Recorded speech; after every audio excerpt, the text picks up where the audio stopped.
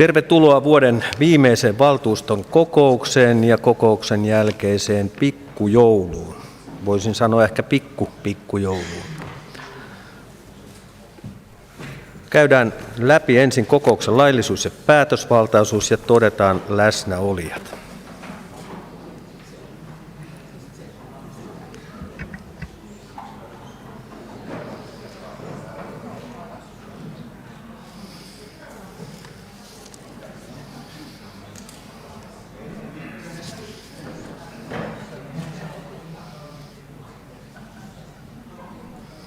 Ensin ykkönen. Ei tarvitse pitää pohjassa ykköstä.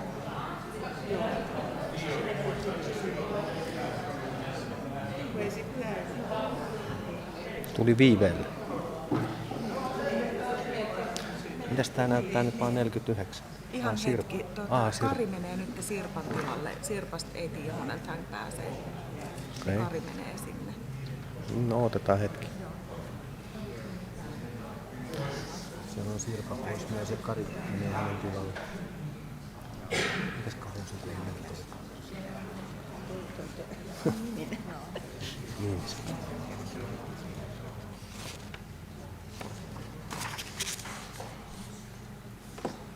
Paina läsnä.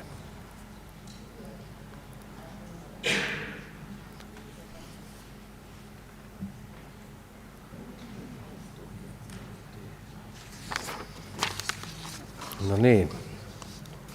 Arttu Klami. Läsnä tällä hetkellä 50 valtuutettua. Poissaolostaan on ilmoittaneet seuraavat valtuutetut: Marianne Bruus, Alisa Hyytiäinen, Antti Hyyryläinen, Petri Pekkola, Juhani Hodju ja Kim Soares. Ja samassa järjestyksessä kutsuttu varavaltuutettuja Riikka Kinnunen, Olli-Pekka Brunila, Pentti Välipakka, Seija Piipponen-Pekkola, Maarit Räsänen ja Mia Harkko. Ja tässä juuri ennen kokouksen alkua Arttu-Petteri Klami ilmoitti, että hän tulee hieman myöhässä ja Sirpa Paateron tilalle on istunut Kari Niininen. Kokous on siis laillinen ja päätösvaltainen. Siirrytään seuraavaan pykälään 166. Pöytäkirjan tarkastajat. Vuorossa ovat valtuutetut Mika Nikkinen ja Jani Paananen. Käykö Mika ja Jani? Hyvä. Pöytäkirjan tarkastajat valittu. Seuraavaksi mennään käsittelyjärjestykseen. Pykälä 167. Hyväksytään listan mukaisena. Avaan keskustelun. Ei pyydettyjä puheenvuoroja, joten käsittelyjärjestys hyväksytään listan mukaisena. Mainittakoon tässä vaiheessa, että Arttu-Petteri Klami saapui kokoukseen. Siirrytään pykälään 168, työhyvinvointikysely 2022. Ja paperisessa esityslistassa päätösehdotus on sivulla 7, eli valtuusto merkitsee tiedoksi työhyvinvointikyselyn 2022 tulokset. Avaan keskustelun. Ensimmäisenä puheenvuoron pyytänyt valtuutettu Montonen. Ole hyvä, Tiina. Kiitoksia. Arvoisa puheenjohtaja, hyvät valtuutetut. Kotkan kaupungin työhyvinvointikyselyssä oli 1122 vastausta, vastausprosentin ollessa 58,5. Vastausten keskiarvoissa ei ollut mitään erityisen huonoa. Vastauksissa on tietysti hajontaa ja se tarkoittaa sitä, että toisissa paikoissa on vähän enemmän kehitettävää kuin toisissa. Mutta hyvä, että toimipisteissä käydään tulokset läpi ja valitaan yhdessä kehittämiskohteita. Katsoin itse, että kehitettävää on muun muassa työyhteisössä perehdyttämisestä. Keskiarvo 3,7 ei ollut huono, mutta kuitenkin miltei 20% oli eri mieltä tai melko eri mieltä tästä perehdyttämisestä, mikä tarkoittaa noin 1/5 vastaajista. Vakituisia työntekijöitä ja pitkäaikaisia sijaisia varmasti perehdytetään. Kaupungilla on erittäin hyvä perehdytysmateriaali ja uusille työntekijöille järjestetään yhteisiä tilaisuuksia. Lyhytaikaisempien sijaisten perehdyttäminen ei aina kiireessä ole helppoa, mutta on tärkeää ja vaatii toimenpiteitä, esimerkiksi toimipistekohtaista kirjallista materiaalia voisi jakaa enemmänkin sijaisen tueksi. Yhteistyö yksiköiden välillä toimii saaden keskiarvon 3 ja 3,5 arvoisesti, siis hiukan keskinkertaista paremmin, mutta tämäkin vaatii yhteistä pohtimista työyhteisöissä ja toimintasuunnitelmaa tilanteen parantamiseksi. Kun toimitaan työyhteisössä yhteisesti sovittujen toimintatapojen mukaisesti, on helpompi pitää kaikki tyytyväisenä työssään. Keskiarvo 3,7 ei tältä osa-alueelta ole oikeastaan huono sekään. Kuitenkin yli 20% oli täysin eri mieltä tai melko eri mieltä tästä asiasta ja tarkoittaa sitä, että potutusta aiheuttavaa sooloilua saattaa esiintyä.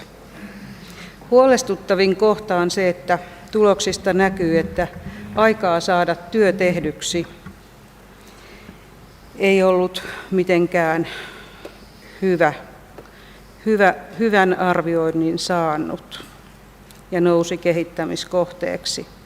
Noin 15% arvioi aikaa olevan hyvin ja noin 30% kokee, että sitä on heikosti tai melko heikosti, ja se on paljon. Ja myös meidän valtuutettuina tulee olla tästä huolissaan, kun mietimme tehtäväkokonaisuuksia ja niihin tarvittavia toimia ja virkoja. Avoin johtamistapa ja koko organisaation johtamistapa on myös syytä ottaa keskusteluun ja miettiä, miten tämä kokemus saadaan entistä paremmin toimivaksi, vaikka paljon hyvää onkin. Kehitettävää löytyy toki eri osa-alueilta, mutta iloinen voi olla siitä, että hyvää on tosi paljon. Esimiestyö sai paljon hyviä arvioita. Työntekijän ja esimiehen välillä vallitsee luottamuksellinen ilmapiiri keskiarvolla 4,2. Ja organisaation strategiset linjaukset ohjaavat toimintaa melkoisen hyvin. Oman työyksikön tavoitteet, tehtävät ja toimintatavat tiedetään ja työyhteisöissä pystytään käsittelemään ja ratkaisemaan ristiriitoja. Koetaan myös, että omia tietoja ja taitoja voi käyttää monipuolisesti ja työ tarjoaa mahdollisuuden ammatilliseen kehittymiseen. 80% suosittelisi nykyistä työnantajansa tuttavilleen, mikä on ihan huikea lukema. Siitä voi vain todeta, että Kotkassa tehdään paljon hyvää työtä ja kiitos siitä koko henkilöstölle. Kiitos Tiina. Puheenjohtajana mainitsin, että olen tänään hieman hövelillä tuulella, vaikka Tiinankin puhe kesti hieman yli 4,5 minuuttia, niin en keskeyttänyt. Seuraavan puheenvuoropyyntö on valtuutettu Jäntti. Karina, ole hyvä. Kiitos puheenjohtaja ja valtuutetut ja muut läsnäolijat. Eli vähän reilut 58% vastasi tähän kyselyyn ja varsinaiset tulokset vaikuttaa tosi hyviltä. Jatkossa voisi kuitenkin miettiä, miksi 40% jätti kyselyyn vastaamatta. Onko vastausprosenteissa yksikkökohtaisia eroja? Ja tuloksia esiteltäessä toivoisin, että ne näytettäisiin yksikkökohtaisesti, koska käsittääkseni niissä on ollut suuriakin eroja. Kiitos. Kiitos Karina. Seuraava puheenvuoropyyntö valtuutettu Hasu. Johanna, ole hyvä. Arvoisa puheenjohtaja, hyvät valtuutetut ja muut kuulijat. Kaupungin henkilöstön hyvinvointikyselyn tulokset ovat lohdullista luettavaa. Työhyvinvointikyselyssä on käytetty Kevan avaintietopalvelukyselyä, joten tuloksia päästään hyvin vertaamaan muiden suurten kuntien tuloksiin. Kotkan tulokset ovat hyvää keskitasoa. Kotka erottuu positiivisesti useissa osioissa muista kunnista. Vastaajista 80% suosittelisi Kotkan kaupunkia työnantajana myös tuttavalleen. Tulos on vaikuttava. Noin 90% henkilöstöstä kokee itsensä vahvaksi, tarmokkaaksi ja innostuneeksi työssään vähintään viikoittain. Näin ei ole läheskään aina ollut. Tämä on iso joukko positiivisia työntekijöitä viemässä Kotkan mainetta hyvänä työnantajana eteenpäin. Hienoa! Elämme murrosvaiheessa sote- ja pelastuspalvelujen siirtyessä hyvinvointialueelle. Kotkan tulee jatkossa olla edelleen uskottava ja taloudellisesti vakaa kunta. Nämä tavoitteet saavutetaan hyvällä johtamisella, motivoituneella työnteolla ja tiiviimmällä yhteistyöllä eri yksiköiden välillä, jolloin tämäkin kohta tuloksista saadaan jatkossa kohenemaan. Työyhteisöjen sisäinen luottamus ei tunnu olevan kovin hyvällä tasolla muihin kuntiin verrattuna. Seuraavina vuosina henkilöstömäärää ja resurssitarvetta tulee kriittisesti arvioida. Suurin osa hyvinvointialueelle siirtyvistä henkilöistä on jo siirtynyt KYMSOTen ja hyvinvointialueen tehtäviin. Psykologit, koulukuraattorit ja pelastusalan henkilöstö siirtyy vuodenvaihteessa. Kaupungin jäljelle jääneen henkilöstön kokonaismäärää pitäisi laskea. Vaikka melko hyvältä tulokset näyttävätkin, niin on vielä paljon tehtävissä sen eteen, että Kotkan maine hyvänä työnantajana ja hyvän työympäristön takaajana nykyisestään vahvistuu. Kiitos. Kiitos Johanna. Seuraava puheenvuoropyyntö valtuutettu Mielonen. Joona, ole hyvä. Joo, kiitos puheenjohtaja.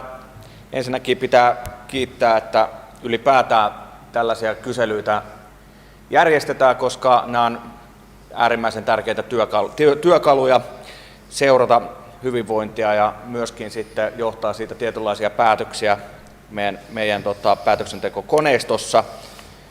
Mutta olisin nostanut erään ehkä niinku selkeästi minusta niinku upeimman tiedon tästä kyselystä, ja se on se, että 80% voisi suositella Kotkaa työnantaja eteenpäin. Ja tämä on täysin myöskin synkassa sen kanssa, mitä käytiin keskusteluita meidän pääluottamusmiesten kanssa, jotka myöskin viestittivät vahvasti sitä, että Kotka on viime vuosien aikana tsempannut työnantajana, on käytännössä hoitaa kaikki työnantajan velvoitteensa mallikkaasti, ja käytännössä nämä niin kuin työyhteisön raamit on erittäin hyvässä kunnossa. Ja mun mielestä meidän tulisi paljon rohkeammin tätä hyvää työnantajakuvaa hyödyntää meidän ulkoisessa viestinnässä. Me tiedetään, että rekrytointihaasteet on kovat ja me ei aina pystytä sitä kaikkein kilpailukykyisintä palkkaa maksamaan, niin tehdään tästä juttu, että meillä on erittäin hyvä työnantajakuva. Mutta kehitettävääkin aina löytyy, ja näin päättäjän näkökulmasta yksi sellainen piirre on, mikä huolestuttaa, että hyvin usein, varsinkin nyt opetustoimessa viime aikoina, henkilöstö on joutunut ottamaan suoraa yhteyttä päättäjiin, koska kaikki muut viralliset reitit on tullut tiensä päähän. Sehän on sinällä hyvä, että päättäjiä ollaan yhteydessä, mutta se jostain kertoo, että niitä virallisia reittejä niiden omien lähiesimiesten kautta ei ole saatu riittävää vastausta niihin huoliin. Eli työpaikkademokratian rakenteet pitäisi entisestään vahvistaa, niiden osalta ei olla koskaan valmiita. Kiitos. Kiitos Joona. Ei muita pyydettyjä puheenvuoroja, joten valtuusto merkitsee tiedoksi työhyvinvointikyselyn 2022 tulokset. Pykälä loppuun käsitellään. Siirrytään pykälään 169, eli sijoitussuunnitelman mukainen laina Kotkan Energia Oy:lle, ja tässä on liitteitä: Energian hallituksen kokouksen pöytäkirjanote 13/22, tilinpäätös 21, toimintakertomus 2021, avainluvut 30.6.22 ja velkakirjaluonnos. Ja päätösehdotus on ainakin paperisessa esityslistassa sivulla 39, että valtuusto hyväksyy 5 miljoonan euron lainan jatkamisen Kotkan Energia Oy:lle yllä olevan esittelyn ja ehtojen mukaisesti. Avaan keskustelun. Ei pyydettyjä puheenvuoroja, joten tämä tulee valtuuston päätökseksi. Siirrytään pykälään 170, hallintosäännön muuttaminen. Päätösehdotus on sivulla 72, eli valtuusto hyväksyy yllä olevat hallintosäännön muutokset, ja muutokset tulevat voimaan 1.1.2023 alkaen. Avaan keskustelun. Puheenvuoropyyntö valtuutettu Van der Steen. Ilari, ole hyvä. Kiitokset puheenjohtaja, arvoisat valtuutetut. Tein muutosesityksen Kotkan hallintosäännön 16 luvun 3 pykälän 4 momenttiin. Nyt kun kerran tämä hallintosääntö tässä avataan, niin tällaisen lienee voi tehdä. Eli Kotkan kaupungin hallintosäännön 16 luvun 3 pykälä koskee tiedonantokokousta ja kyselytuntia. Pykälän 4 momentti kuuluu seuraavasti. Valtuutetulla on oikeus esittää kaupunginhallituksen puheenjohtajalle ja kaupunginjohtajalle kyselytunnilla vastattavaksi lyhyitä, enintään 1 minuutin pituisia kysymyksiä kaupungin hallintoa ja taloutta koskevista asioista. Kysymys ei saa sisältää perusteluja eikä arvostelevaa lausumaa. Muutosesityksen koskee edellä mainittua momentin viimeistä lausetta, eli tätä kysymys ei saa sisältää perusteluja eikä arvostelevaa lausumaa, ja esitän, että lause poistetaan tämän pykälän sisällöstä. Perustelut. Lause sisältää sananvapauden rajoittamisen ennakkosensuurin elementtejä. Lause aiheuttaa hallintosäännön käytännön välisen ristiriidan, koska puheenjohtajat ovat jo nykyään sallineet esittää perusteluja kysymysten tueksi. Ja C. Ahtaasti tulkittuna lause vesittää kyselytunnin tarkoituksen kieltämällä perustelut ja rakentavan kritiikin kaupungin hallintoa ja taloutta koskevissa kysymyksissä. Tämä lauseke lienee jäänne ajoilta, jolloin valtuuston keskustelukulttuuri ei ole ollut yhtä sivistynyttä kuin meillä täällä on huomattu. Myöskään eduskunnan kyselytunnilla tai Kymenlaakson hyvinvointialueen hallintosäännössä tällaista rajoitetta ei ole asetettu. Ja olen tosiaan tehnyt aiemmin tästä valtuustoaloitteen, ja jos tämä muuttuu tässä kokouksessa, niin vedän sen aloitteen sitten pois, joka oli tämän sisältöinen. Kiitoksia. Kiitos, Ilari.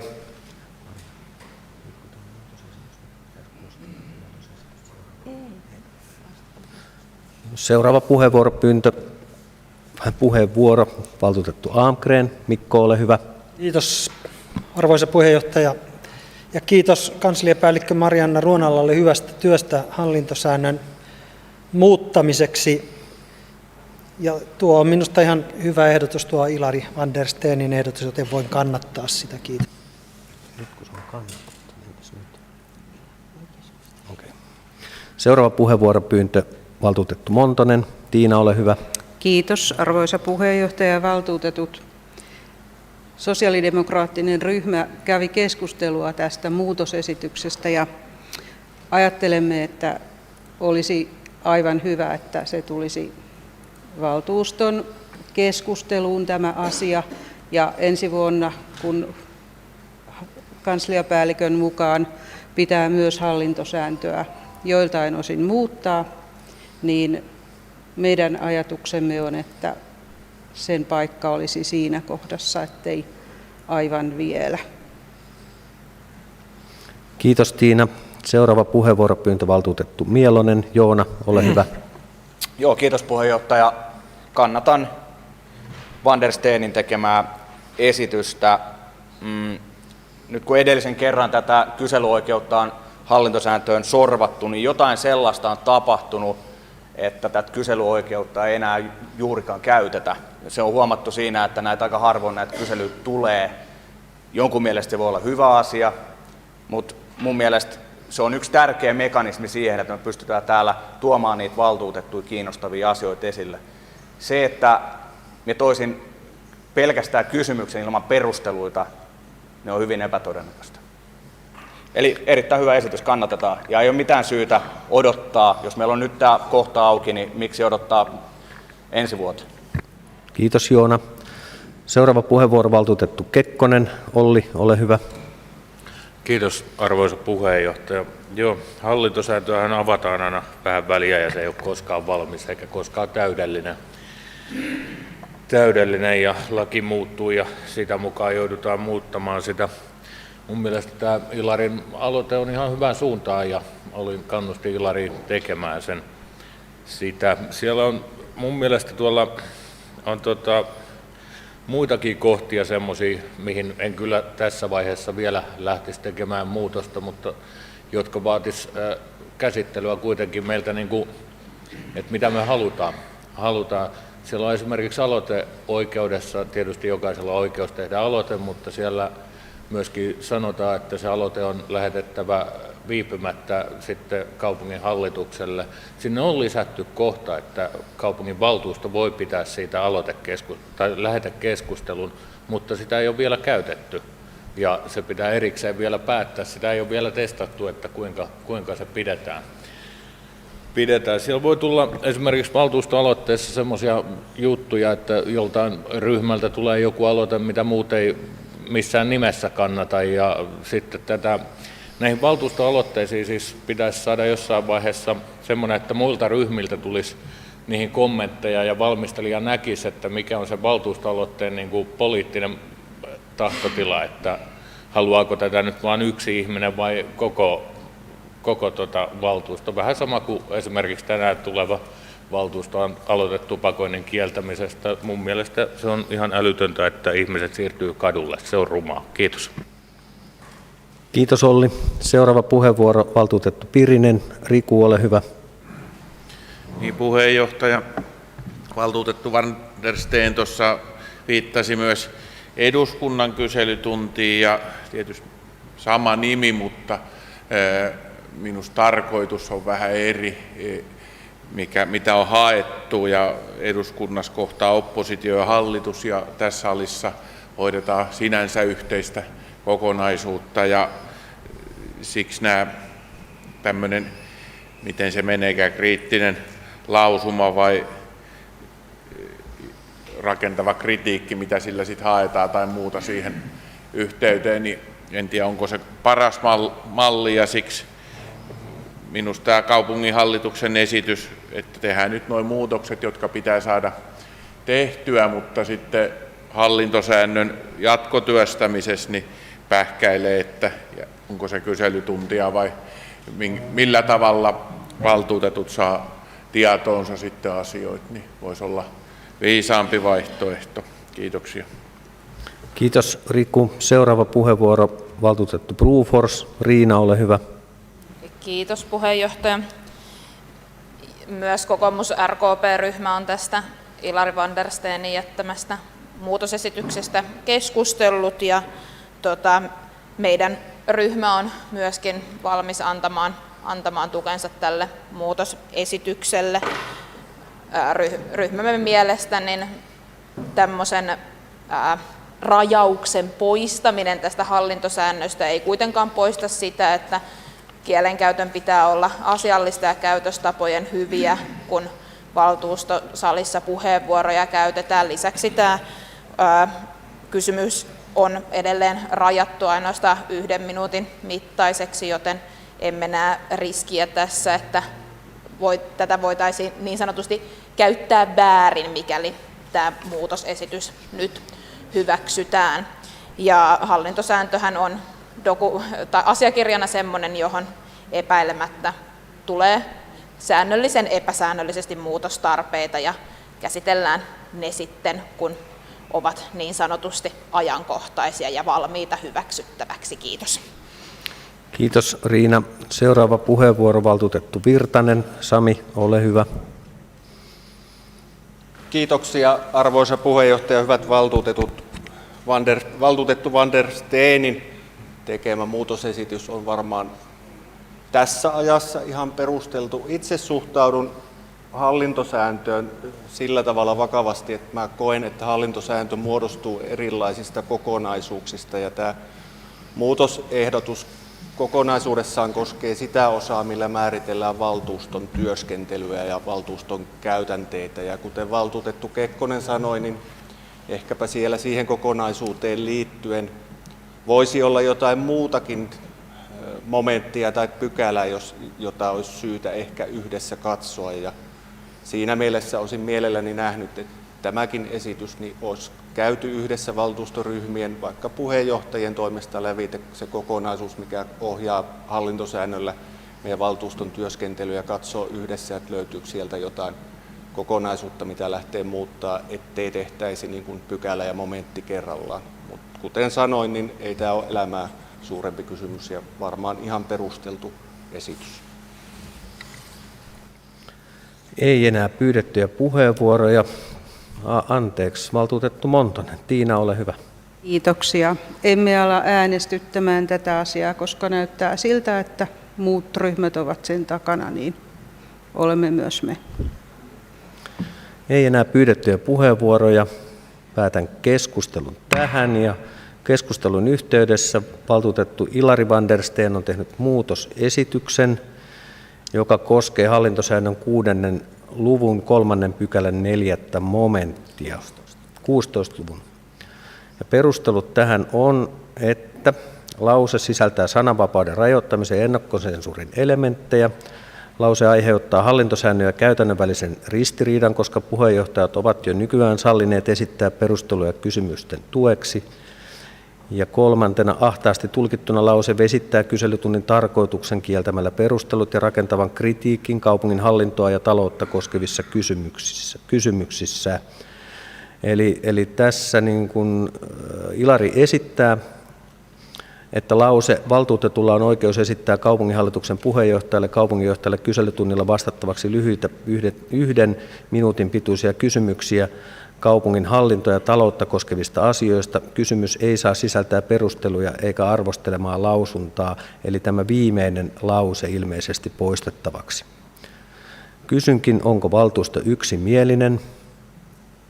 Valtuusto on yksimielinen, joten Ilari van der Steenin, Mikko Almgrenin, Olli Kekkosen, Riina Broforsin ainakin kannattamina hallintosääntö hyväksytään Ilarin ehdottamin muutosesityksiin. Siirrymme pykälään 171, Kymenlaakson pelastuslaitoksen kunnallisen liikelaitoksen lakkauttaminen. Päätösesitys on sivulla 74 ainakin paperisessa ja täällä lukee, että valtuusto päättää lakkauttaa Kymenlaakson pelastuslaitoksen kunnallisen liikelaitoksen 1.1.2023 alkaen sekä määrätä liikelaitoksen loppuselvityksen ajankohdaksi 30.9.23. Avaan keskustelun. Ei pyydettyjä puheenvuoroja, joten tämä tulee valtuuston päätökseksi. Ja siirrytään pykälään 172, sopimus seudullisesta tieliikenteen toimivaltaisesta viranomaisesta ja seudullisesta henkilöliikenneyksiköstä. Päätösesitys on sivulla 95, eli valtuusto hyväksyy Haminan kaupungin ja Pyhtään kunnan kanssa tehtävän kuntalain 52. pykälän tarkoittaman liitteenä olevan luonnoksen mukaisen sopimuksen seudullisesta tieliikenteen toimivaltaisesta viranomaisesta ja seudullisesta henkilöliikenneyksiköstä liitteineen. Avaan keskustelun. Ei pyydettyä puheenvuoroja, joten tämä tulee valtuuston päätökseksi. Siirrytään pykälään 173. Hyvinvointilautakunnan lisätalousarvio vuodelle 2022. Ehdotus on sivulla 125. Eli valtuusto myöntää lisämäärärahaa 10 599 859 euroa sosiaali- ja terveyspalveluiden ostoihin hyvinvoinnin ja terveydenhuollon vastuualueelle sekä toimintatuottojen ja kulujen tarkistamista liikuntapalveluiden yksikön ja turvapaikanhakijoiden vastaanottotoiminnan osalta. Avaan keskustelun. Ei pyydettyjä puheenvuoroja, joten tämä tulee valtuuston päätökseksi. Siirrytään pykälään 174. Kotka 2030, henkilöstöohjelma 2030 päivitys. Ja taas paperisessa listassa päätösesitys on sivulla 137 ja kuuluu näin. Valtuusto päättää hyväksyä Kotka 2030 kaupunkistrategiaan pohjautuvan päivitetyn henkilöstöohjelman liitteen mukaisesti. Avaan keskustelun. Puheenvuoro valtuutettu Rauhala. Jouko, ole hyvä.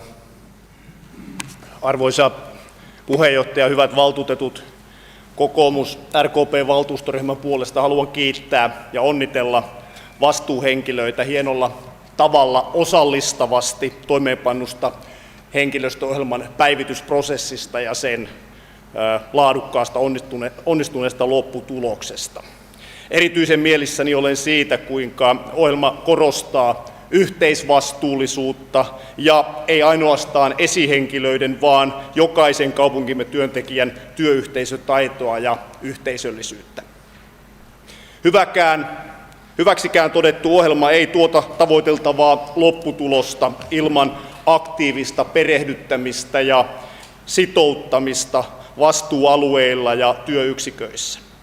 Myös ohjelmaan sisältyviin mittareihin pohjautuvaa seurantaa ja reagointivalmiuttakin tarvitaan. Kiitos. Kiitos Jouko.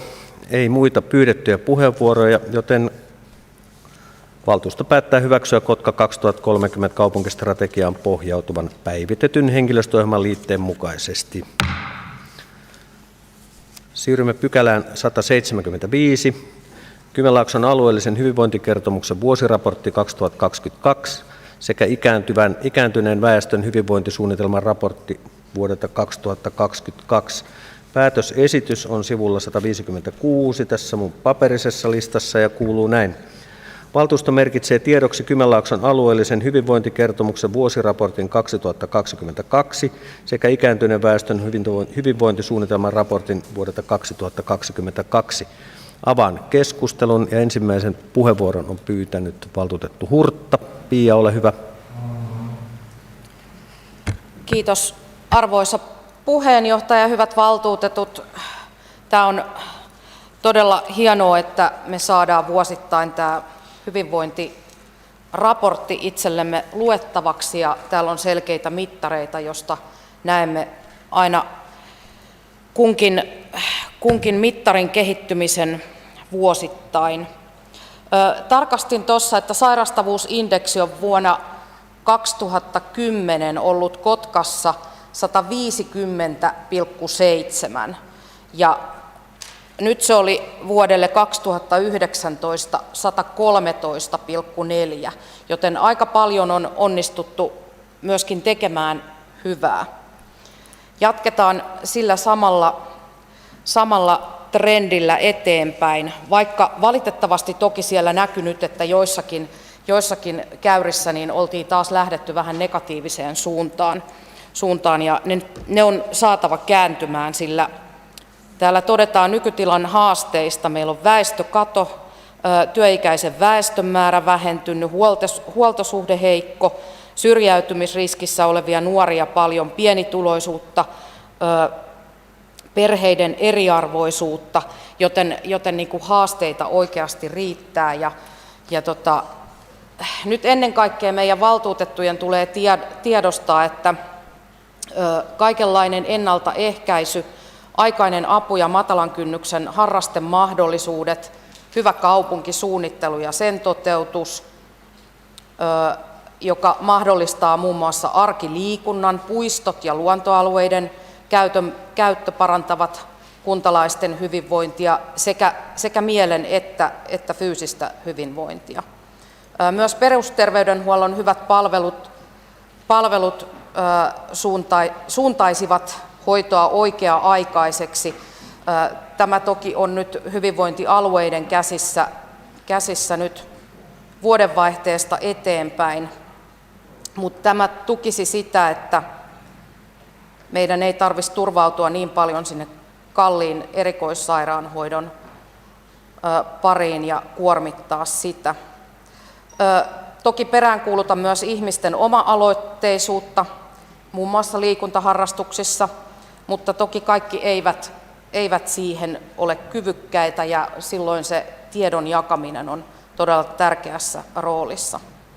Paljon jo tehdään, paljon on tehtävää hyvinvoinnin ja osallisuuden parantamiseksi, mutta totuushan on se, että meillä ei tässä kaupungissa ole varaa menettää enää yhtäkään henkilöä, ei varsinkaan yhtäkään nuorta enää huonolle kehitykselle. Joten pidetään me valtuutetut yhdessä tulevaisuudessa siitä huolta, että suunta pysyy positiivisen puolella ja panostetaan siihen ennaltaehkäisyyn. Kiitos. Kiitos Pia. Seuraava puheenvuoro valtuutettu Jäntti. Karina, ole hyvä. Kiitos arvoisa puheenjohtaja, valtuutetut ja muut läsnäolijat. Olen aika huolissani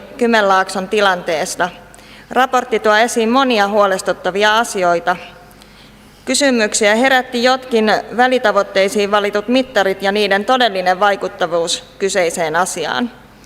Toivottavasti hyvinvointialue tarkastelee niitä jatkossa hieman lähemmin. Resurssit ovat rajalliset ja toimet pitää kohdentaa niin, että saadaan mahdollisimman vaikuttava lopputulos. Kiitos. Kiitos Karina. Seuraava puheenvuoro, valtuutettu Heikkilä. Anne, ole hyvä. Kiitos arvoisa puheenjohtaja, hyvät valtuutetut ja muut kuulijat. Kymenlaakson hyvinvointikertomuksen vuosiraportissa nostetaan HYTE-palaute. HYTE-kannusteella pyritään aktivoimaan kunnan HYTE-toimintaa. Oikeat toimet tuo meille riihikuivaa rahaa. Tavoitteenahan tällä rahalla ja näillä toimilla on vähentää tämmöisiä kalliita korjaavia töitä, jotka tällä hetkellä vievät niin kunnan kuin valtionkin rahaa, ensi vuonna valtion rahaa hyvin paljon. Ja nämä rahoitukset tosiaan määräytyy tehtyjen toimien mukaan, ja Kymenlaaksoon olisi tulossa oikeiden toimien myötä niin 5-8 miljoonaa takaisin HYTE-palautetta, jos me päästään niihin tavoitteisiin, mitä tuonne meille on luotu. Me viime viikolla saatiin kuulla, että suomalaisten alkoholin kulutus on laskenut, mutta alkoholista johtuvat haitat on lisääntynyt, mikä on aika ongelmallinen trendi. Ja kuitenkin niin kuin Kymenlaaksossa näyttää, että alkoholikulutus tai yleensäkin päihteiden kulutus on lisääntynyt.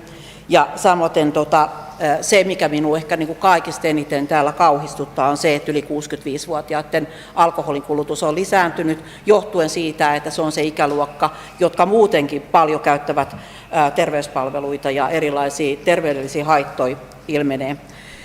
Valtuutettu Hurtta nosti noita haasteita, mitä tuolla raportissa nousee, mutta mun mielestä niin kuin tärkeät haasteet siellä liittyy nimenomaan päihde- ja mielenterveysongelmiin. Eli siellä on mielenterveyshaasteiden ja ahdistuneisuuden kasvu kaikissa ikäluokissa, runsaasti sairastavuutta ja epäterveellisiä elämäntapoja kaikissa ikäryhmissä, päihdeongelmat ja menetetään ennenaikaisia elinvuosia. Meidän PYL-indeksi tällä alueella on yksi Suomen kamalimpia ja siellä valitettavasti naiset on noussut aika niin kuin korkeisiin lukuihin. Joten näkisin, että kun me keskitytään päihde- ja mielenterveysongelmien poistamiseen, niin me poistetaan suurin osa noista haasteista. Kiitos. Kiitos Anne. Seuraava puheenvuoro, valtuutettu Prask. Niina, ole hyvä. Kiitos arvoisa puheenjohtaja ja hyvät valtuutetut. En nyt malttanut olla hiljaa, kun tämä pykälä tuli.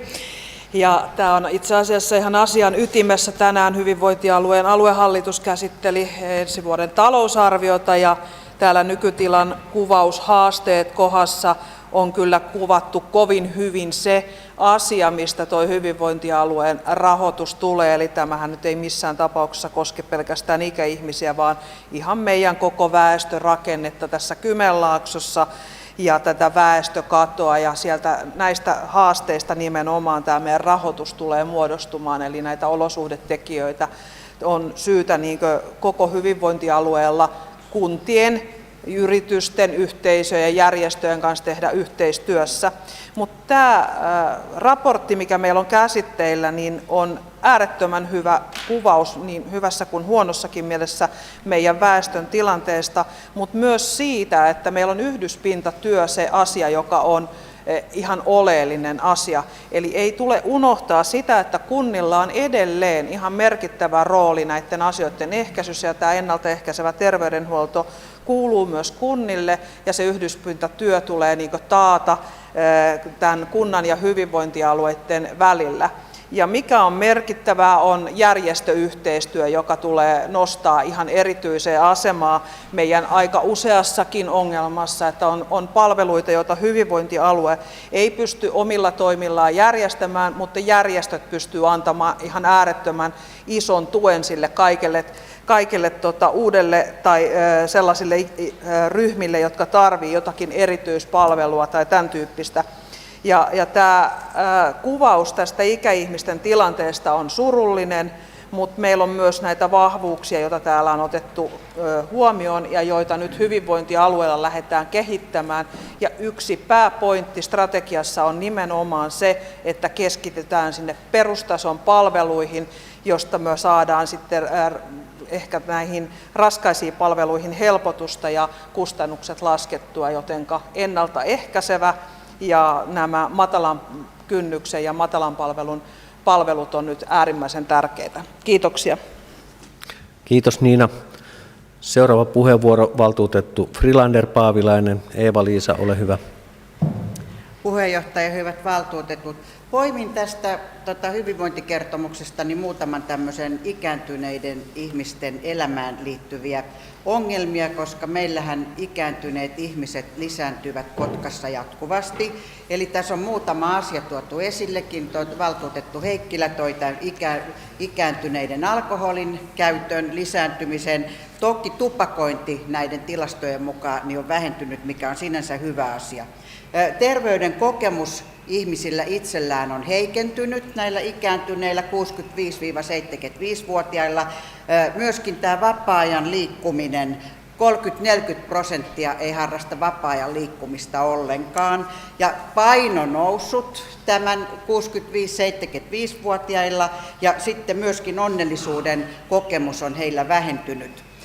Tässä muutamassa puheenvuorossa on viitattu näihin myöskin ennaltaehkäiseviin toimenpiteisiin. Ja tässä salissa myöskin valtuutettu Hasun kanssa me ollaan tekemässä hyvinvointialueella tämmöinen budjettiesitys 2 naprapaatin palkkaamiseksi tänne hyvinvointialueelle sekä pohjoiseen että etelään. Ja he ovat juuri nimenomaan ennaltaehkäisevää työtä tekevät, myöskin sairauden hoitoa siten, että heidän toimensa terveyskeskuksessa tähtää siihen, että potilaita ei tarvitse lähettää erikoissairaanhoitoon tuki- ja liikuntaelinsairauksien kohdalla, vaan he pystyvät tekemään diagnoosin, ohjata ja neuvoa heitä, ja näin ollen se vahvistaa perusterveydenhuoltoa ihan täydellisesti. Ruotsissa on tapahtunut näin.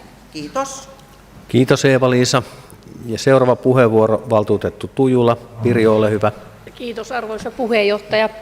Itse olen tässä ikäihmisten neuvostossa ja siellä on tullut suureksi huoleksi myös, mitä tässä raportissakin mainitaan, niin yksinäisyys ja mikä näitä ikäihmisiä vaivaa. Ja heille on hyvin vaikea sitten lähteä hakemaan sitä tietoa, että mistä sitä saa. Että kaikilla ei ole nettiä, että tähän kiinnittäisiin huomioon myös sitten, kun näitä suunnitelmia tehdään, että olisi joku tämmöinen, tietysti järjestöillä on suurosa, miten heidät sitten tavoittaa, mutta että jonkun näköinen tällainen, olisiko se paperinen vai mikä sitten, että missä on pelkkää tietoa, mistä voi hakea apua ja mistä voi lähteä hakemaan sitä apua siinä yksinäisyyteen ja muihin ongelmiin. Ihan tämmöinen kommentti. Kiitos Pirjo. Seuraava puheenvuoro valtuutettu Holmberg. Mia, ole hyvä. Joo, kiitos puheenjohtaja ja kiitos valtuutetut ja komppaan tässä edellisiä puheenvuoroja. On ollut upeaa kuunnella, että kuuluu näitä samoja ennaltaehkäiseviä ohjeita ja tämä kaikkihan vie siihen talouden vähentämiseen, mutta myös puuttunut nyt ihan tähän naprapaattiasiaan. Todellakin niin he on myöskin ammattilaisia antamaan tuki- ja liikuntaelinsairauksissa näitä ohjeita ja neuvoja, mutta että muistuttaisin vielä siitä, ehkä se on kaikilla tiedossa, että nykyäänhän ei fysioterapeuteille tarvita enää lääkärin lähetettä, ja he ovat erinomaisia ihmisiä antamaan tuki- ja liikuntaelinsairauksissa ennaltaehkäisevästä ohjeita ja liikuntaneuvontaa. Suomessa on 3 miljoonaa turhaa käyntiä lääkärissä, koska nämä tuki- ja liikuntaelinsairaudet kuuluu näille fysioterapeuteille ensisijaisesti, ja niin me saataisiin vapautettua niitä lääkäreiden aikoja huomattavasti, siis miljoonia. Kiitos Mia. Ei pyydettyjä puheenvuoroja, joten valtuusto merkitsee tiedoksi Kymenlaakson alueellisen hyvinvointikertomuksen vuosiraportin 22 sekä ikääntyneen väestön hyvinvointisuunnitelman raportin 2022. Seuraava pykälä on pykälä 176, eron myöntäminen hyvinvointilautakunnan varajäsenen tehtävästä ja uuden varajäsenen valinta. Päätösesitys on 2-osainen. Ensin valtuusto myöntää Jasmin Juvoselle eron hyvinvointilautakunnan varajäsenyydestä. Avaan keskustelun. Tähän asiaan ei liene puheenvuoropyyntöjä, joten valtuusto myöntää eron Jasmin Juvoselle sekä nimeää hyvinvointilautakunnalle uuden varajäsenen jäljellä olevaksi toimintakaudeksi. Avaan keskustelun. Valtuutettu Iivonen. Tommi, ole hyvä. Kiitos arvoisa puheenjohtaja. Vihreän valtuustoryhmä esittää hyvinvointilautakunnan uudeksi varajäseneksi Michael Bounds. Kiitos.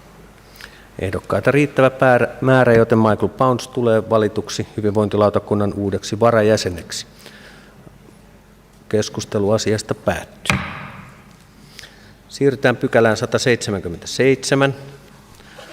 Takaushakemus Kotkan opiskelija-asunnot Oy. Ja päätösesitys on paperisessa listassa sivulla 203.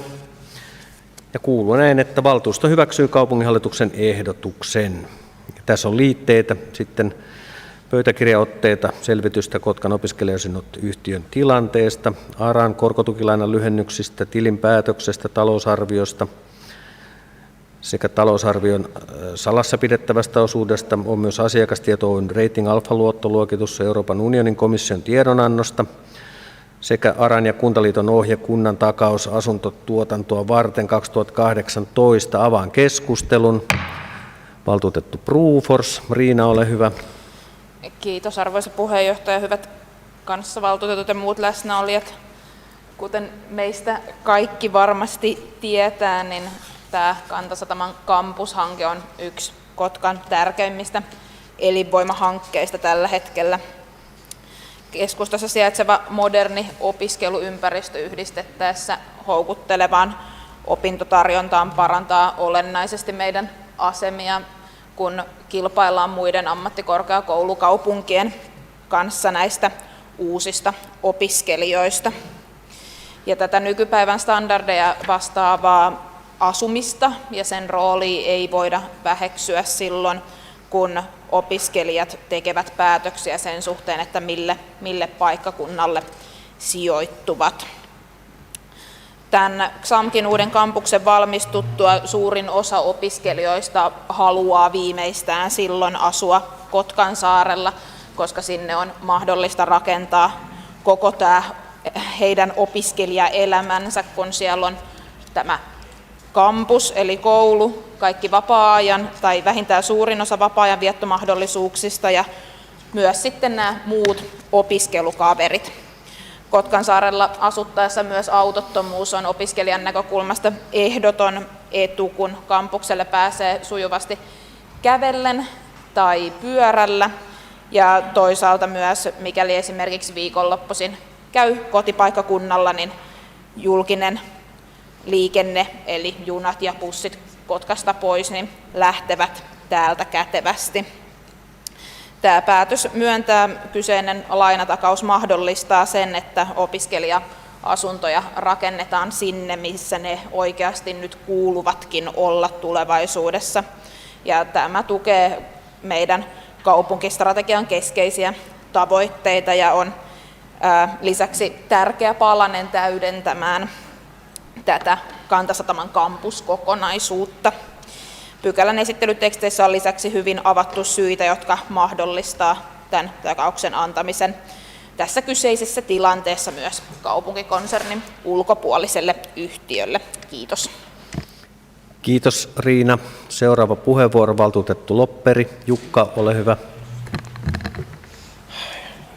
Lyhyesti vaan, että jos ja kun asuntolat rakentuu tänne Kotkan saarelle, niin minusta siinä on meille vähän kuin pientä joululahjaa. Milloin viimeksi Kotkassa on rakennettu näin voimallisesti isoja hankkeita? Keskussairaala, joka jatkuu, Paimenportin risteys, tapahtumakeskus, XAMKki ja pian tämä asuntola. Kaikki nämä edellä mainitut lisäävät Kotkansaaren veto- ja pitovoimaa, elvyttävät koko keskustan elämää merkittävästi. Ja jo pelkästään se, että kaupungin kaduilla näkee muitakin kuin ikäisiä eläkeläisiä, synnyttää todennäköisesti jotain positiivista kaupungissamme. Kiitos. Kiitos Jukka. Ei muita pyydettyjä puheenvuoroja, joten valtuusto hyväksyy kaupunginhallituksen ehdotuksen. Ja käsittelemättä on vielä yksi virallinen pykälä, eli valtuustoaloitteet. Ja nyt ymmärsin, että Ilarin aloitetta ei käsitellä, koska se jo hyväksyttiin tuossa.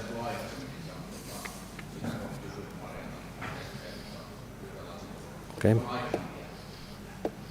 Ja seuraava puheenvuoro, valtuutettu Holmberg. Mia, ole hyvä. Puheenjohtaja ja arvojemme mukaisesti niin rakkaat valtuutetut ja muut läsnäolijat. Me ollaan tämän illan aikana kuultu monia kannanottoja siitä, että kuinka me tulisi jokaisen ottaa vastuuta ja pitäisi ajatella ennaltaehkäisyä ja terveyden edistämistä ja yhteistyötä Kymsonen kanssa ja niin edelleen. Niin tämä seuraava aloite on yksi esimerkki näistä käytännön töistä, jossa me voidaan olla esimerkkejä. Tämä on laadittu nyt tälle meidän kaupungin tällaiselle valtuustoaloitepohjalle, jonka sain, ja tässä on laatikko tälle aloitteen nimelle, ja siinä lukee, että kaupungintalon sisäänkäynnit, terassit ja lähipuistikko savuttomiksi. Ja tämän me olen jättänyt ajattelun niin, että tämä on näistä lajeista niin tämä muu aloitteen alla oleva asia, ja aloitteen sisältöteksti kuuluu: on tärkeää, että kaupunkimme tärkeimmän rakennuksen, kaupungintalon lähiympäristö, on esimerkillisesti savuton. Kotka kuuluu yhdessä koko Kymenlaakson maakunnan kanssa alueisiin, missä tupakoidaan enemmän kuin muualla Suomessa. Tulevan HYTE-alueen yhteisen hyvinvointisuunnitelman ensimmäisen painopisteen toinen tavoite on savuton Kymenlaakso 2030 mennessä. Ja aloitteen tekijä on kokoomus RKP:n valtuustoryhmä ja puolesta Mia Holmberg, ja jättöpäivä on 9.12.2022 ja tämä on tullut kirjaamon kautta varmaan sinne. Kiitos Mia. Aloite lähetetään kaupunginhallituksen käsittelyyn. Ja puheenvuoropyyntöjä on nyt sitten 2 kappale. Anteeksi, onko Mialla puheenvuoropyyntö vielä uudestaan? Eli valtuutettu Kekkonen, Olli, ole hyvä. Joo, kiitos puheenjohtaja. Mä tässä vaiheessa esitän, koska hallintosääntö sen sallii, että tästä aloitteesta käydään lähetekeskustelu. Kiitos. Seuraava puheenvuoropyyntö, valtuutettu Eerola. Juho, ole hyvä. Kiitos arvoisa puheenjohtaja. Itse tietenkin kannustan ihmisiä tähän savuttomuuteen, siinä ei mitään pahaa, mutta tämä Kekkosen ehdotus siitä, että tästä aiheesta käytäisiin lähetekeskustelu, niin se on hyvä idea, koska mulla on ihan esimerkki eduskunnasta. Siellä nimittäin päädyttiin tähän samaan ratkaisuun, että tehtiin koko eduskunnasta hetkeksi aikaa savuton, kunnes sitten todettiin, että tämä ei ollut täysin hyvä ratkaisu ja vedettiin vähän takaspäin ja säilytettiin 1 tupakkapaikka. Jos käydään lähetekeskustelua, niin kerro miksi. Kiitos. Ollaan uuden edessä tässä kohtaa. Tämä on ensimmäinen kerta, kun valtuustolta pyydetään aloitteesta lähetekeskustelua, ja se on aivan sallittu pyyntö. Luen täältä kaupungin säädöskokoelmasta 16 luku valtuutetun aloite- ja kyselyoikeudesta tämmöisen pienen kappaleen, missä lukee valtuutettujen aloitteet. Aloite on sitä enempää käsittelemättä lähetettävä kaupunginhallituksen valmisteltavaksi, mutta tässä lukee lisäksi myös näin. Valtuusto voi päättää, että aloitteessa tarkoitetun asian valmistelusta käydään lähetekeskustelu, ei siis itse aloitteesta, vaan valmistelusta. Mutta meillä on kuitenkin tullut kannatettu ehdotus tästä lähetekeskustelusta, joten kysyn, onko valtuusto tässä kohtaa yksimielinen vai äänestämmekö? Tämä menee siis äänestykseen, jolloin tämä alkuperäinen ehdotus, eli valtuusto lähetetään viipymättä kaupunginhallituksen käsiteltäväksi, on jaa. Ja Olli Kekkosen aloite siitä, että käydään aloitteesta lähetekeskustelua, tai itse asiassa sen valmistelusta, on ei. Kumpi se oli nyt se ei, että me äänestetään ryhmään vastaan? Niin, mutta kumpi on jaa? Numero. Mikä numero? Niin.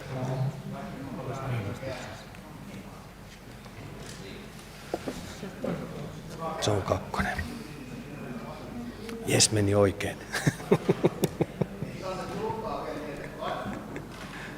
Ole hyvä, Samuli. Saat äänestää.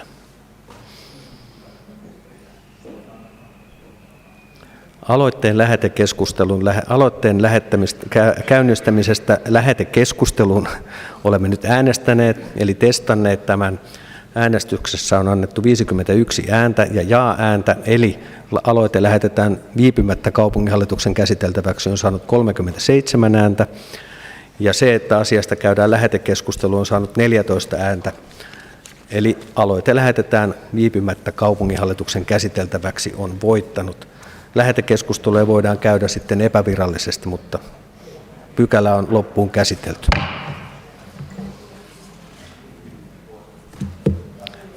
Viralliset asiat listalta on nyt käsitelty. Haluaako Jukka, pyysitkö puheenvuoron? After me. Ja seuraa kokouksen viimeinen virallinen osuus. Eli valtuuston puheenjohtajan joulutervehdys.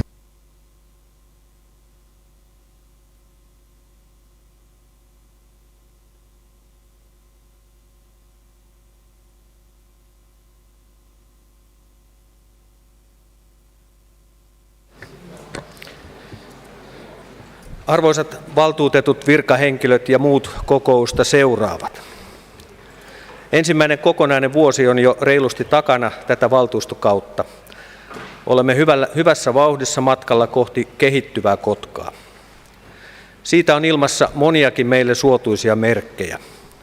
Erilaiset teolliset investoinnit ovat toivon mukaan etenemässä tahoillaan. Akkuklusterista saamme toivon mukaan hyviä uutisia ensi vuoden alkupuoliskolla. Kotkan energian suunnalta kuuluu positiivista pöhinää ja satamayhtiömmekin on alkuvuoden vaikeuksien jälkeen tehnyt marraskuussa lähes ennätystuloksen, vieden koko vuoden liikennemäärät jo 10% kasvuun viime vuoteen verrattuna. Pitkään tyhjänä ollut niin sanottu Tepoilin tontti sai juuri äsken takauspäätöksen, jonne valmistuu 2 uutta asuintaloa, kun rakentamisen on näillä näkymin määrä käynnistyä ensi vuonna. Enkä ole vielä maininnut edes kantasatamaamme, mutta toki Satama-areenan ja uuden XAMKin kampuksen valmistumista ainakin henkilökohtaisesti odotan innolla.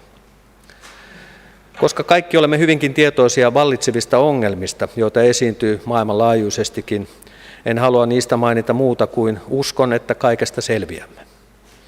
Positiivinen ajattelu on mielestäni tärkeää, sillä negatiivisilla ajatuksilla, kun on tapana ainoastaan jarrutella asioiden etenemistä. Toivon ja huomaankin, että positiivisuus on myös läsnä tässä salissa ja olen siitä erityisen iloinen. Mietin hieman, mistä kaikki johtuu ja otankin hampaisiini muutamat teistä. Erityisesti olen tyytyväinen valtuustoryhmien puheenjohtajiin. Tarkastellaanpa seuraavaksi hieman teitä. Tiina, tiedän, että olet ryhmäkeskeinen. Hyvä niin, demokratiassamme elämme. Muistan ajan, kun olin kaupunginhallituksen viestinviejänä Raimo Hynnisen jälkeen, eli hermeksenä, niin kuin Raimo tuota pestiä hyvin kuvasi. Ryhmäänne muutosesityksiä tuodessani olit kyllä aina valmis sanomaan ei. Nyt kun tunnen sinua jo paremmin, ymmärrän myös paremmin, uskon niin. Arvostan todella tapaasi toimia. Mikäli sinulta jotain kysyy, niin vastaus tulee aina, joskin viiveellä, kun käyt myös ryhmäsi kanssa asian ensin läpi. Demokratia siis toimii erityisen hyvin SDP-leirissä. Joskin säännöt taitavat olla viime vuosisadan alusta, niin kuin hallituksen puheenjohtaja Sami Virtanen joskus minulle on maininnut. Riina, meidän ryhmämme vääpeli, kohta kahtia jakautuva persoona. Olet ottanut ryhmämme hyvin näppiisi. Olemme saaneet erilaisia digitaalisia viestintäkanavia, joiden olemassaoloa en edes minä aiemmin tiennyt kuullutkaan, vaikka tietotekniikka-alalla olen toiminut jo 35 vuotta, itse asiassa yli huomenna tulee määrä täyteen.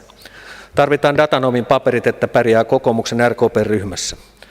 Talousosaamisesi tuo mielestäni ryhtiä myös koko valtuustoon. Sinua on ollut miellyttävä seurata. Toivottavasti et passivoidu pienistä vastoinkäymisistä, kuten perjantai-iltojen lautakuntavarteista, joihin osallistuminen saattaa joskus olla hieman haastavaa. Samuli, pidän tämän lyhyenä. Mikäli ryhmäpuheenvuorossa tulee yli 10 minuutin puheenvuoroja, voin aina luottaa siihen, että Samuli paikkaa aikataulu. Rehellinen mies, joka sanoo asiat suoraan. Omistaa todennäköisesti kanssani ikuisen kutsun suuren tuntemattoman keikalle, kutsun, jota emme taida tulla käyttämään. Antti, valitettavasti et ole paikalla. Jos kuulet, niin kuuntele tarkkaan. Jos meillä joskus sujuu kaupunginhallituksen neuvotteluryhmä tiukalla aikataululla, johtuu se siitä, että Antti on myöhästynyt. Puhetta riittää, joskus jopa asiaa. Eräs kaupunginhallituksen kokous sujui hyvin, sillä arvostamani valtuutetut Jouko Rauhala sekä Antti Hyyryläinen tekivät sopimuksen, että kumpikaan ei ota puheenvuoroa. Voisitko Antti joskus harkita samaa valtuuston kokoukseen? Leikki sikseen, Antti, pidät hyvin puolueesi kantaa yllä. Emme ole läheskään aina samaa mieltä, mutta jotenkin tuntuu, että silti keskinäistä arvostusta löytyy. Pidä vaan oma linjasi, vaikka esteitä korjaan patsaita tieltäsi poistuukin. Tommi, onko vuokrasopimus jo tehty? Kun mainitsit joskus, että olet hermostunut, kun tulet pitämään ryhmäpuheenvuoroa, taisi silloin olla sun eka kerta. Voin sanoa, että niin hermostuttaa minuakin. Koitan aina pitää kädet pois näkyviltä, ettei tärinää näe. Valtuuston intiaanipäällikkönä olet kuitenkin suoriutunut hommastasi loistavasti, aina oman tyylisi säilyttäen. Ihaltavaa sinussa on, että pidät kovasti koko ajan nuorten puolta. Vaikka se ei aina näy päälle, niin koitan pitää minäkin. Ymmärrän, että pienen ryhmän päällikkönä voi joskus asioiden vieminen olla hankalaa, mutta ryhmyreiden kokouksissa kaikilla on hyvä mahdollisuus neuvotella. Rauhallisuudellasi saat vielä paljon aikaa. Mikko, jotta et olisi niin yksin, on hyvä, että sait kaverin rinnallesi, vaikka hän tänään onkin pois. Kunnioittavaa Almgrenin nimeä kantavana on pakko mainita, että et ehkä vielä ihan samalle tasolle puhujana ole edennyt kuin arvostettu setäsi Esko. Uskon, että olet kuitenkin hyvällä polulla.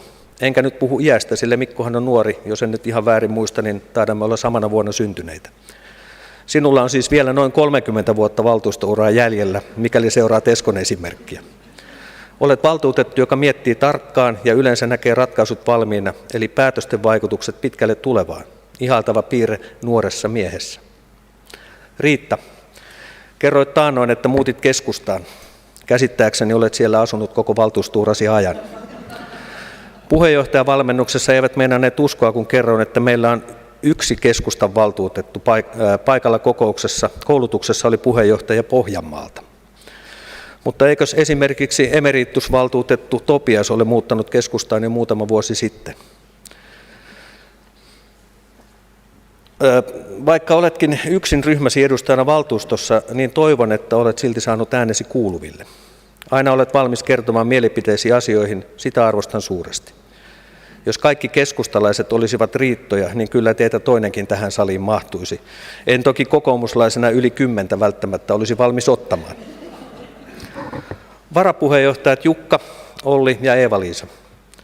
Jo kauden alussa esitin toiveen, että olisitte vetovastuussa tiedonantokokouksista. Läpi meni. Kiitos siitä teille kaikille. Tiedätte hyvin, että vain pieni osa puheenjohtajan työstä tapahtuu nuijan varressa. Sen olen todellakin oppinut huomaamaan. Tässä reilun vuoden aikana on tullut yli 400 kalenterimuistutusta, joista vain pieni osa on sinne itse laitettuja. Iso kiitos ajanhallinnasta menee Sailalle, Päiville, Birgitille, Niinalle ja Seijalle. Jukasta on mainittava, että Jukan taito ideoida on loistava. Muistakaa siis kaikki, että fakta on faktaa ja kaikki muu on fiktiota. Ollin kohokohta, tai siis ehkä meidän kaikkien muiden, on Ollin vetämä tiedonanto, sillä silloin hän laittaa kauluspaidan päälle. Eeva-Liisa taas pitää huolta siitä, että kaikki vuorollaan ovat nuijan varressa, ehkä siksi, että kaiken maailman reissut sekoittavat Eeva-Liisan kalenteria. Kateellisen kalpeana katson rusketustasi. Sami ja Esa. Monet asiat ovat edenneet useiden pikkuneuvottelujen jälkeen tänne valtuuston saakka. Mielestäni olemme vaikeitakin asioita osanneet sivistyneesti käsitellä ja vieläpä nopeasti. Turha hankaliakaan asioita on jäädä hautomaan, vaan otatte ne kyllä heti pöydälle. Parempi kertakirpaisu kuin pitkä hiertäminen. Hyvä esimerkki rakentuu tuonne Kantasatamaan, jossa todennäköisesti vietämme ensi vuoden pikkujoulut. Niin paljon on tullut moitetta näistä puurojuhlista, että taidamme ensi vuonna hieman nostaa rimaa. Aiheesta olen tänään jo vaihtanut sanasen Minna Nymanin kanssa. Kertokaa te arvon valtuutetut, onko Virtasen Samin rauhallinen käytös osasyynä myös siihen, että tässäkin salissa vallitsee miellyttävä ilmapiiri? Vai johtuuko se siitä, että Esa on enimmäkseen valtuuston kokouksissa hiljaa omalla paikallaan?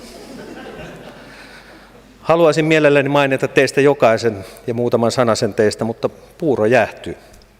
Kiitän teitä kaikkia vuodesta 2022 sydämeni pohjasta.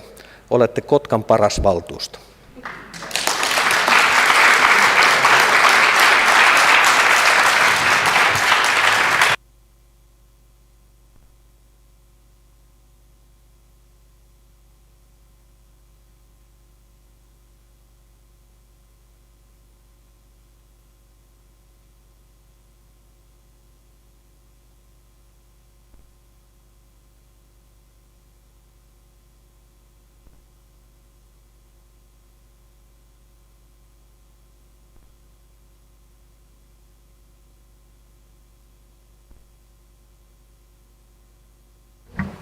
Ja nyt Puurolle. Valtuuston kokous on päättynyt.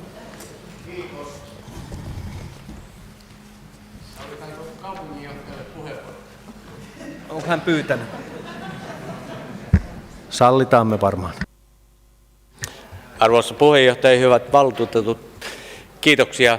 Niin kuin yleensä olin hyvin hiljaa tuolla reunalla, johtuu osittain siitä, että mä en kuule kaikkia teidän puheita, koska äänentoisto täällä on tosi huono tässä salissa. Mutta omasta puolesta ja muiden työntekijöiden ja viranhaltijoiden puolesta kiitokset niin kaupungin hallitukselle kuin koko valtuustolle kuluneesta vuodesta. Paljon olemme yhdessä päättäneet ja paljon on tehty asioita yhdessä ja paljon on menty eteenpäin. Valtuuston puheenjohtaja tuossa melkein lähti jo niin kuin roustauksen puolelle ja tuossa hiljaa kun istuin, niin mietin, että rohkenenko, mutta kyllä mä nyt ehkä rohkenen, että kyllähän meillä valtuustossa istuu siellä nuija ja tosi nuija. Mutta oikein hyvää jouluodotusta ja hyvää loppuvuotta kaikille ja itse olen erittäin tyytyväinen tähän salin ilmapiiriin ja keskusteluun, mitä täällä salissa käydään. Kiitos.